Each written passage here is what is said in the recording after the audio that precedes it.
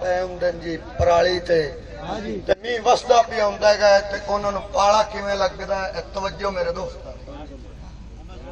हाँ सही है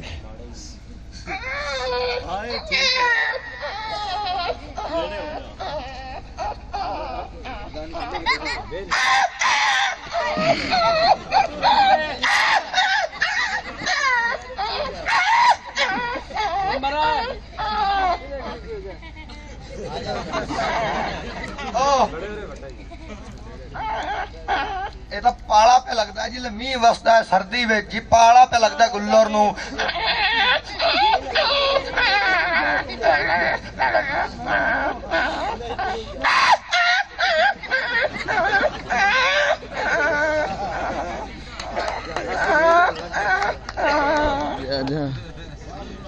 ਉਸ ਤੋਂ ਬਾਅਦ ਜੀ ਜਿਲੇ ਪਾਲ ਮਾਰਦੇ ਨੇ ਜੀ ਗੁੱਲਰ ਨੂੰ ਤੇ ਉਹਦਾ ਕੀ ਅਸਰ ਹੁੰਦਾ ਐਂ ਹੋ ਜਾਏ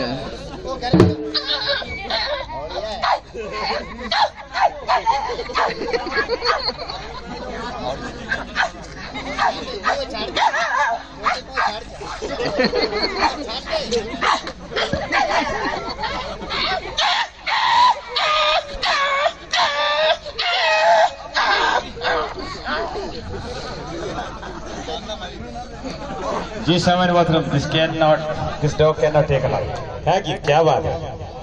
ਬਿੱਲਾ ਭੁੱਖਾ ਹੁੰਦਾ ਜੀ ਤੇ ਮਾਲਕ ਕੋਲ ਜਾ ਤੇ ਕਿਵੇਂ ਆਂਦਾ ਤੇ ਕੀ ਆਂਦਾ ਭੁੱਖ ਹੁੰਦੀ ਲੱਗੀ ਮਾਲਕ ਨੂੰ ਆਂਦਾ ਜੀ ਦੁੱਧ ਮੰਗਦਾ ਹੈ